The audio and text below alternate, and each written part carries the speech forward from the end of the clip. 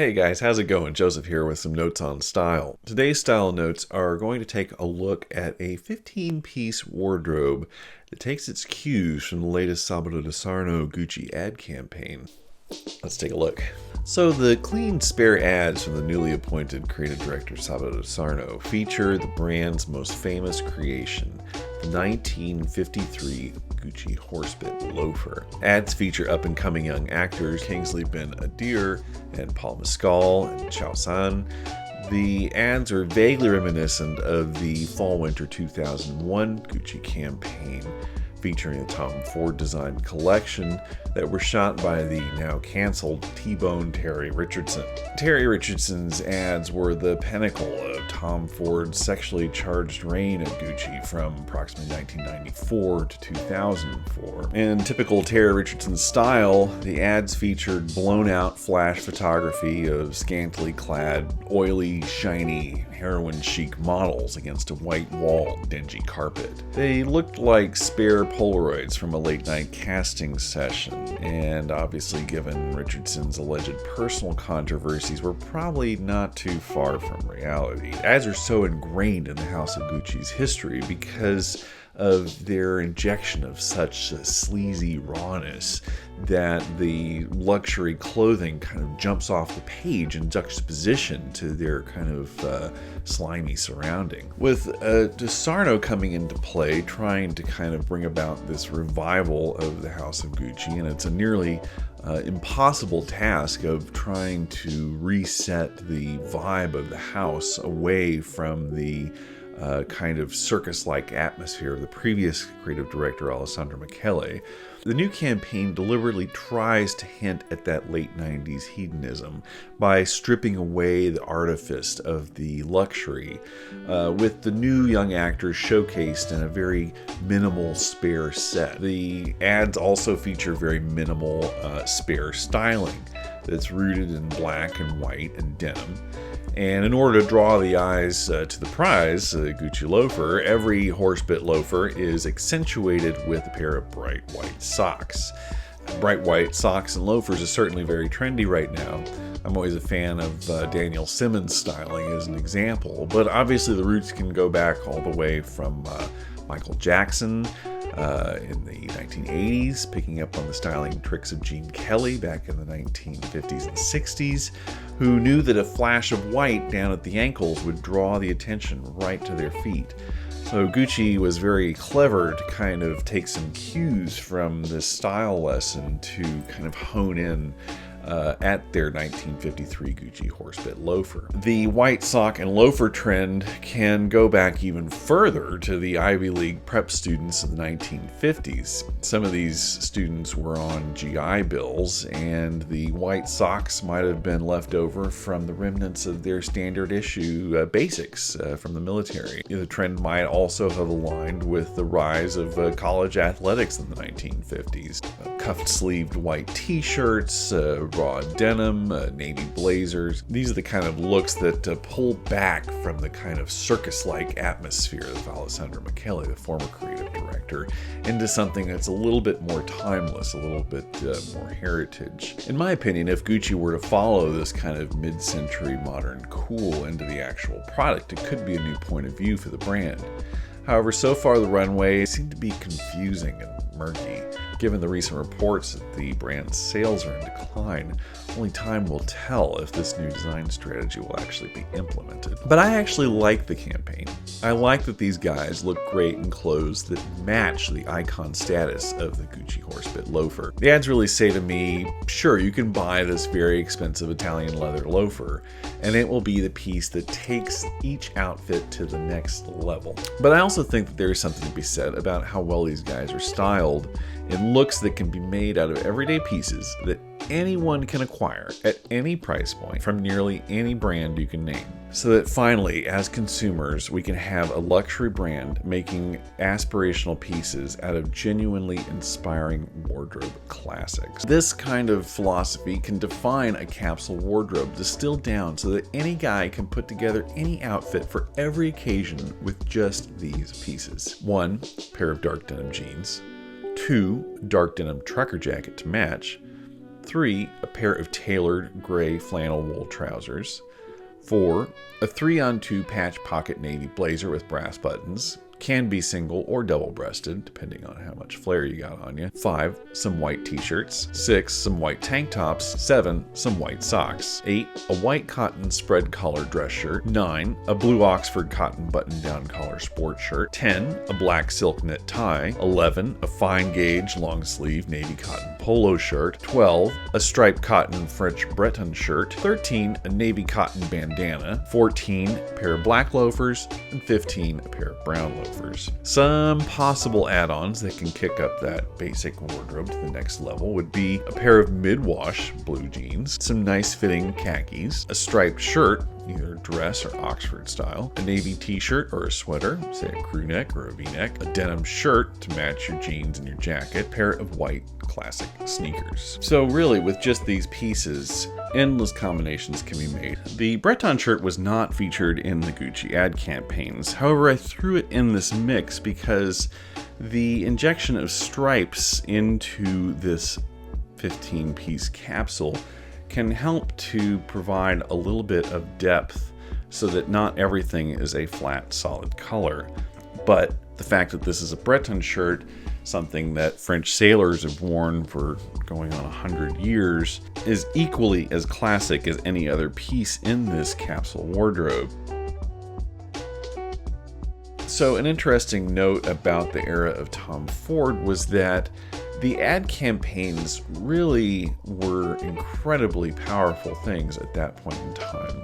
The internet was still in its infancy, not have any social media in which the brand could express itself through this immersive quantity of imagery. The branding really was expressed solely through this advertising, and these ads showed up in a handful of fashion magazines at a couple of times a year. So the weight of every image really took on a life of its own. So a big part of what creative directors at this time had to do was to really create these very cinematic worlds in these singular images that spoke to far more than any one piece in the advertisement itself. It's funny because growing up at that time, Tom Ford's work for Gucci was very instrumental to me personally. It really motivated me to pursue a career in fashion. But these days, when I look back at what specifically it was that motivated me, sometimes I can be in a bit of a fog. The ads spoke to a lifestyle and a coolness that was sometimes removed from what the brand was actually producing and selling. The brands were just beginning to solidify the equation of selling handbags and shoes as their high-margin sales items that could help carry the weight financially for the rest of the house. The ready-to-wear was very much in a state of experimentation. Suits and ties were a cornerstone of the business because the luxury customer at this price point was typically a middle-aged man. However, at the same time, obviously, their appeal was to go younger. So what was actually happening on the runways would sometimes be at a disconnect from what their top sales items were. They didn't quite have that equation figured out yet of what pieces were going to be the top sellers. So sometimes that fog of memory as to why I was so inspired by the brand of Gucci lied more in my projection of the brand based on these little drops of aspirational photography in their advertisements. When I go back now with full access to the internet to be able to see every look from every collection, I realize there's a great deal of the work that Tom Ford did for the House of Gucci that didn't actually resonate with me very much. There was a lot of filler. Now, this is not to diminish Tom Ford's work. It was incredibly expansive and very prolific. The ads were allowed to exist in this vague aspirational space. They were made to world build the brand. The images were obviously showcasing that season's pieces, but more importantly, they were there to try to create an atmosphere and a mood for the brand that was really carving a path that never existed prior. These days, the creative director is constantly having to evaluate the positioning of the brand and how they can jockey it around with younger consumers so that way the brand maintains its relevancy and its coolness. However, in the mid to late 90s, this was all a clean slate. These creative directors could come in with incredibly personal visions and speak to a style that was all their own, and they would be handsomely rewarded for it. Now, the job of creative director is almost like an accountant.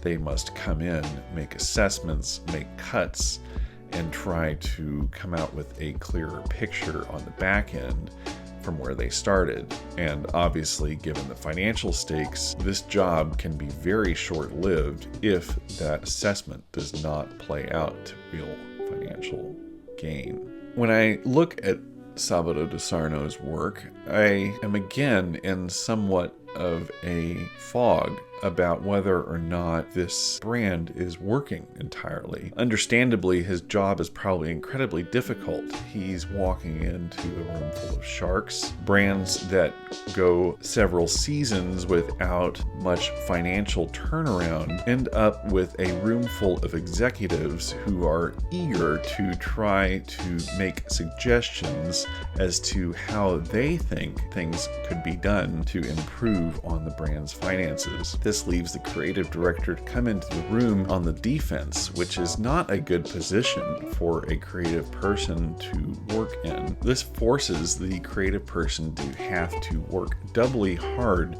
to try to convince these executives of newness if they do not have a track record of financial data that can back up these new suggestions. Given de Sarno's history working within Italy within numerous Italian design houses, namely Prada, Dolce & Gabbana, and Valentino, he probably is very familiar with how to court these types of situations to get the outcome that he is looking for. That in turn ends up being the majority of the battle of today's creative director instead of having an extreme personal vision. And especially with the House of Gucci coming off of the previous creative director, Alessandro Michele, an extreme personal vision is something that they've tried and did not succeed at. This means that de Sarno has to come in the room and peel away these layers of artifice that have been built up in the House of Gucci in the last 10 years and strip it down to what has worked for them financially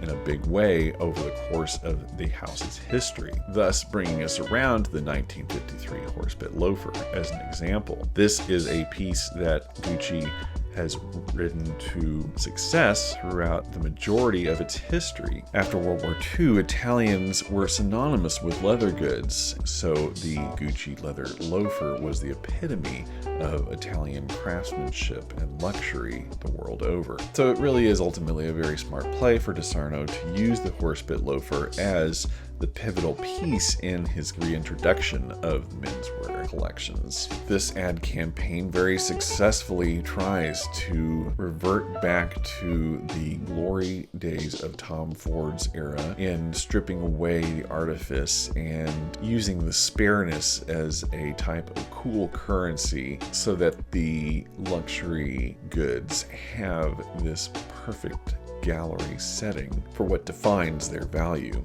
So with today's look at this 15-piece capsule wardrobe, I hope that we're able to see that just because a high-end fashion house tries to sell you a pair of loafers doesn't mean that you can't start to disseminate from this ad campaign what are some of the tricks that they are using to try to make this ad campaign successful.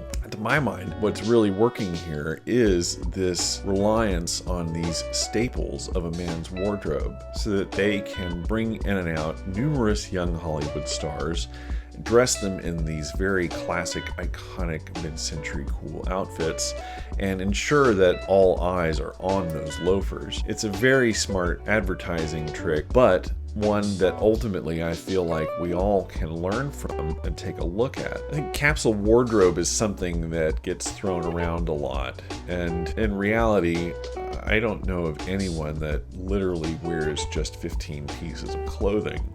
But I do feel like, and I have had experience, especially working in the design field, that you can maintain a very minimal style of dress, and if you keep your pieces rooted in things that have a sort of neutrality to them, that there are many ways that you can mix and match these pieces and wear them day in, day out, and people will associate that with a type of stylishness rather than this guy doesn't have a lot of clothes in his closet. I think the fact that this 15-piece collection is rooted in navy, black, and white also speaks to a sort of high fashion edge. If you enjoy these types of videos, please do give me a thumbs up. Leave a comment down below for any other suggestions of videos you'd like to see in the future, and do subscribe.